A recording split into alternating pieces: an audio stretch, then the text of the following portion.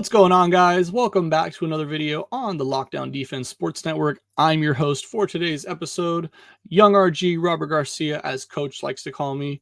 And as we're diving into it today on today's episode of the continuing series, off-season reviews, we're going team by team, week by week. The much anticipated AFC West is finally here.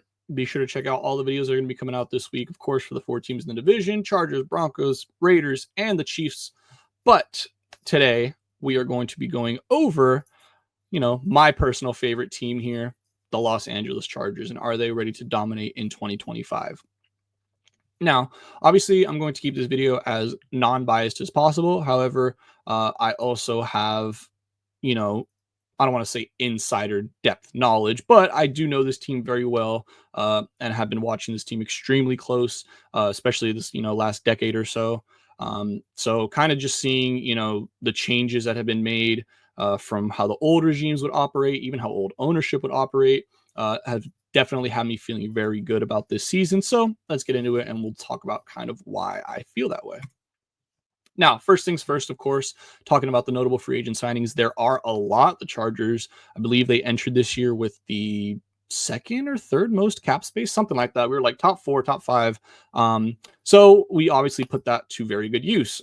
First big name, and of course, probably the biggest name that we signed in this offseason was Mekhi Becton to that 2-year, $20 million deal. Very, very team-friendly deal for somebody who obviously had a fantastic season last year with the Eagles, who, of course, won the championship, was a big part of that run game, that dominant run game, and a big reason why Saquon had 2,000 yards. So to bring that kind of experience and that kind of tonnage over, because he is a big, big man, that is awesome to see. And the Chargers fans, especially having to deal with that interior O-line last season, were definitely very happy to see him signed. And it was a very late signing, too. That one got announced like at 7 o'clock, 8 o'clock at night. It was super weird. Of course, Western, California time, Pacific Standard Time. Continuing on down the list here, we have, of course, the cornerback cornerback Dante Jackson, former Pittsburgh Steeler, signed him to a 2-year, $13 million deal. A bit of a depth piece. We obviously have the two young corners, Cam Hart, Tarheeb Still, but after letting Christian Fulton walk in free agency, we did need to bring in another cornerback, so definitely love to see that. Also signed another former Steeler, running back Najee Harris, to the 1-year, $9.25 million deal. Now, obviously, I love this signing much more after the draft. This is one of those cases where when the initial signing took place, I was like, but then we saw, what the vision, what they had, and Hampton ultimately falling to them. So it kind of makes sense all around now. Of course, with Hampton in that backfield, I feel much, much better about Najee Harris. He's rushed for 1,000 yards every year he's been in the career. Every year he's been in the league. And I know Steelers fans will say, yeah, but he has an average 4 yards per carry. Look, he doesn't need to be that guy. He just needs to be kind of like the David Montgomery to, Jahmyr Gibbs, essentially. And I feel like that's really what Omarion Hampton is going to try to be in this offense, and what Greg Roman is going to try to do with this offense is mirror sort of what the Lions and the Eagles did this past season, which is try to build up that insane O-line, build a dominant run game, and then just let your quarterback feed off the play action, feed off the, them having to stack the box. So I just think it was a very good signing all the way around. Now, those were obviously the biggest signings. I'll go pretty quickly down the rest of these because they aren't as big. Wide receiver Mike Williams, 1-year, $6 million deal. Obviously, this we all know by this point, Mike Williams has retired, and we wish him nothing but the best. Injuries just, ultimately robbed that man of what could have been a fantastic year, or a fantastic career, honestly. One of the best deep threat, one of the best 50-50 receivers in the league. When he was going up there for it, it was about 80-20. So wishing him nothing but the best. Moving on, though, to Deshaun Hand, defensive interior lineman, the quote-unquote Poona Ford replacement, signed him to a 1-year, $3.35 million deal. He's been kind of showing up in camp too, so excited to see what he does. Another defensive interior lineman, Daquan Jones, to a 1-year deal. And then we also signed the tight end Tyler Conklin to a 1-year, $3 million deal. I think he could play a very valuable role in this offense. Will Dissly can now go back to that primary blocker role that we initially signed him to. And, I'll get to the draft picks in a minute, but I think with our tight end room now, it looks a lot better than it did last season, to say the least. Another cornerback we signed, Benjamin St. Juste, former Commander. Obviously, if you guys watched one of our live shows that we did after this signing initially happened, Coach was very adamant on how bad he was. So we'll see what he does. I'm sure it's just a depth piece. I already mentioned the cornerback room that we have going on, and I'm very excited for that. Former Raiders center Andre James, who I'm actually kind of hoping can take over the starting center job. I'm not sure what's going on with this Zion Johnson experiment. It looks like for the moment, Bradley Bozeman is going to be our starting center once again.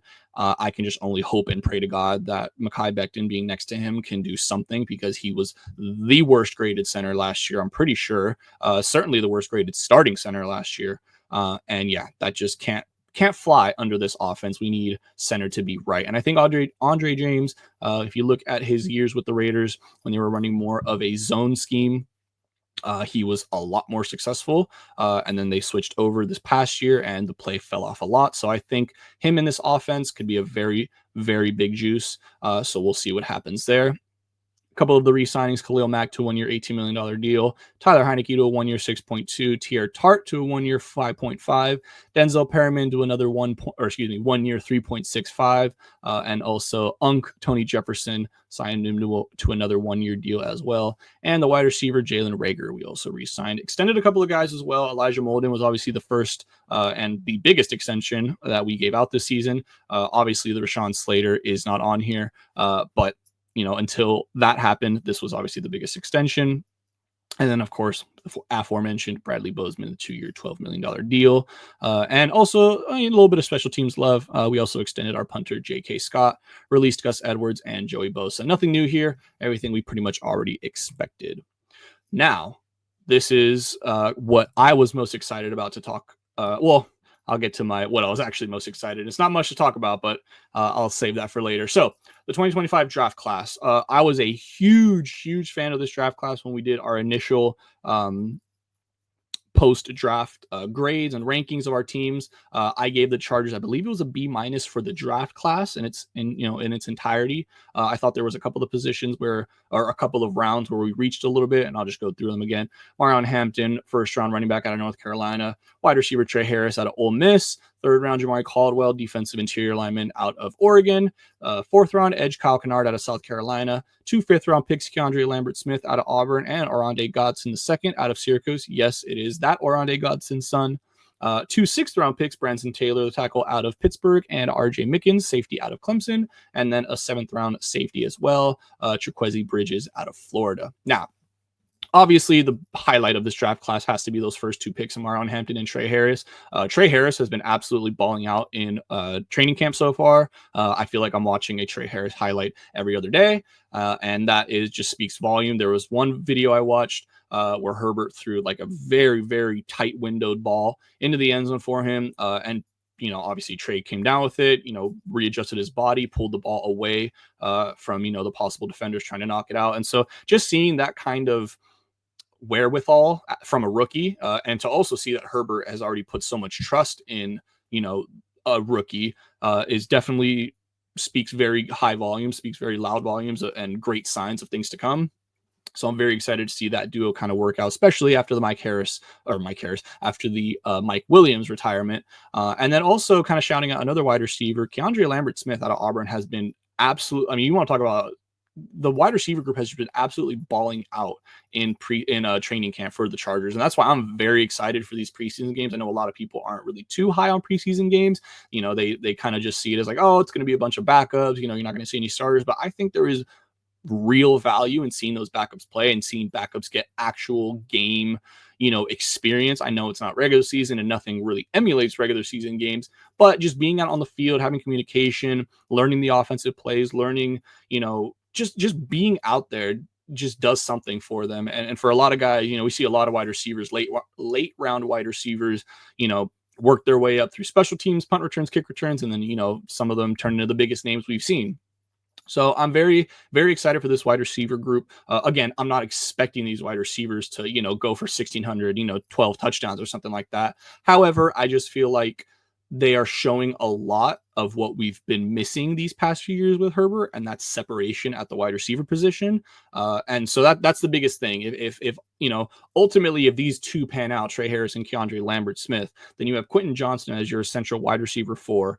He would be the best wide receiver 4 in the league. I don't care what anybody says. As bad as he's been, although the drops are an awful concern, although I will say, gotta give him his credit. As I mentioned, the whole wide receiver room is balling out this training camp. He is very much a part of that. I think he's had like 7 straight practices with a touchdown or something like that. And I get it. There's drills, it's set up for the defense to lose. I get all that. But the thing that's been impressing me the most is you see a lot of catches using his hands. Of course, there have been a couple of drops, not surprised to say the least. However, I do feel like he is legitimately trying to improve, and I feel like this coaching staff really believes in him. I feel like Herbert believes in him, and I feel like he has all the right pieces around him to succeed. It's just getting his mental right and ultimately getting the mechanics right. So if, again, this is all just speculating, if these two rookies turn into hits and Quentin Johnston can be your wide receiver 3/4, I think that speaks I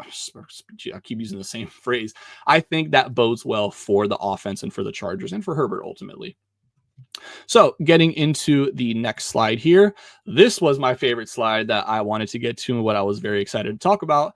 And is the fact that there are no significant coaching changes to address. And as you can see here, thank heavens, because being a Chargers fan, we all know too well, sadly, the coaching carousels that we've been through these past couple of years, the coordinator carousels, however you want to call it, from Lynn to Staley, from Joe Lombardi to Kellen Moore, and that's not even mentioning the defensive coordinators, Ronaldo Hill, a couple of those other, Derek Ansley. So just so many guys that we went through and just not able to find anything. Really, the only coordinator that we were able to hit on in that old regime was Ryan Ficken, the special teams coordinator, and thank God Harbaugh. Well, I don't even want to say thank God because Harbaugh knows what the hell he's doing. Harbaugh recognized that, saw the guys in the locker room, saw the guys on special teams saying like, no, we need him. And rightfully so, he kept him. And the special teams, Cameron Dicker, has been absolutely fantastic. Top 3 kicker in the league, I'd argue.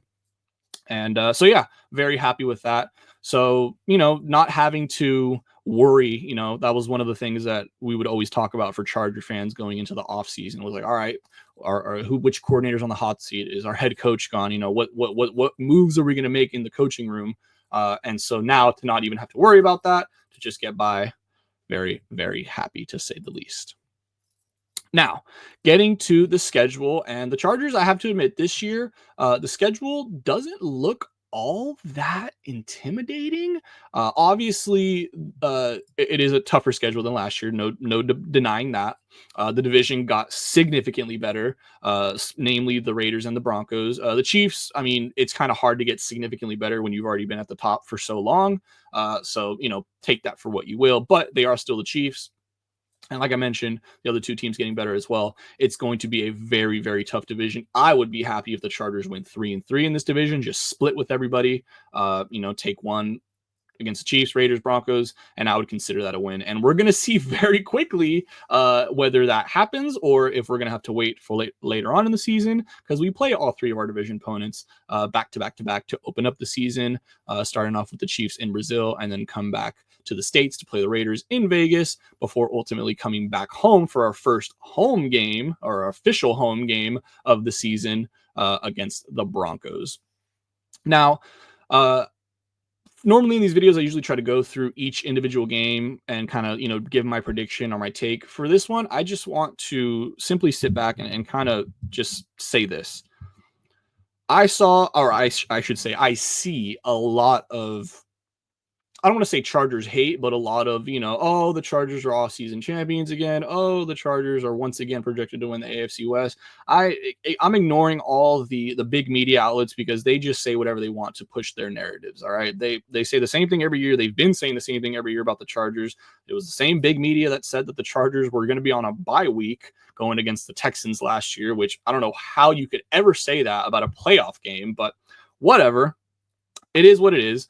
I just wanted to say that the Chargers fans have dealt with such ineptitude at the coaching, especially at the head coaching position, for far too long. And we've always said the biggest weakness for the Chargers was they could play up to their opponent and to the talent, but they will also play down to it. And that was ultimately what killed past Chargers teams was you weren't able to beat the teams you were supposed to beat. And that's what we did last year under Harbaugh for the first time. We went 11-6, more than double the win total from the year prior. Obviously, the team still kind of stank of Staley a little bit. There were still a couple of pieces that the old regime had brought in or drafted. So, I feel like after this year, flushing out the ones that just weren't living up to the standard and also refining the ones who were just being dealt a disservice from the previous coaching staff, I think showed incredibly amount last year. I mean, look at the season they had. It was a number one scoring defense. Like I mentioned, the 11-6 record.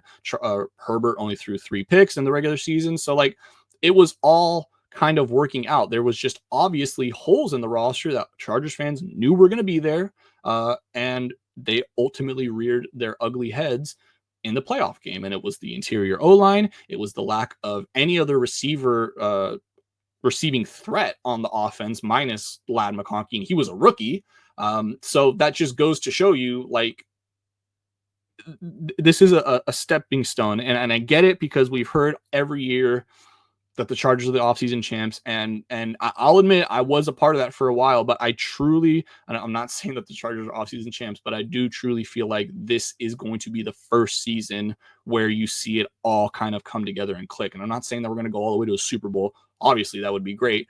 But I really do, predict us to maybe have another 11-6, 12-4, or 12-5, 13-4 season. And I might as well just get into it right away. This is what my floor and ceiling is for the Chargers this year. I really do think a double-digit win season is the absolute floor for this team.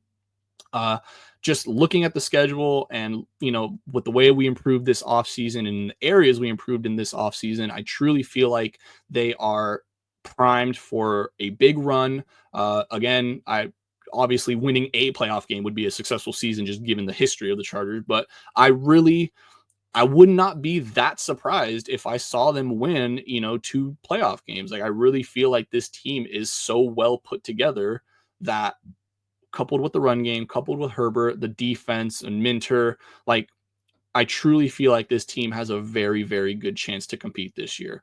Will they win it all? Will they even get to the championship game in the AFC? Probably not. But if it does happen, I really wouldn't be that shocked as maybe some other fans were who are coming into the season thinking we're going to finish last in the division or something like that. I truly don't feel like this team is going to take that big of a step back. It's almost impossible for that to happen, barring some, I'm going to knock on wood, barring some just ridiculous injuries to obviously, star key pieces on this team.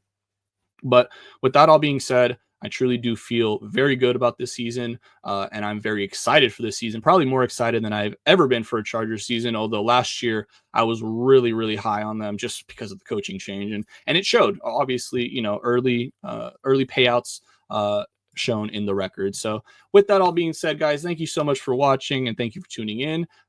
Leave your comments down below. Please tell me where I'm wrong. Please tell me that we're going to go 0-17. Please completely tear my argument apart. I would, love to hear from you guys. Please be sure to check out all of the Hit Squad. All of their socials are here. And then as well, please check out us on all the platforms, all these social media platforms, X, formerly known as Twitter, Instagram, TikTok, Twitch, YouTube, and our Gmail, of course. Like I mentioned, still working on the carrier pigeon. I've been trying to get words in. Not much I can do, guys. Sorry. I only have so much power. But with that all being said, guys, thank you so much for watching. Oh, lost myself. Oh, lost myself again. There I am. Have a wonderful day, guys, and I will see you in the next one. Take care, everybody.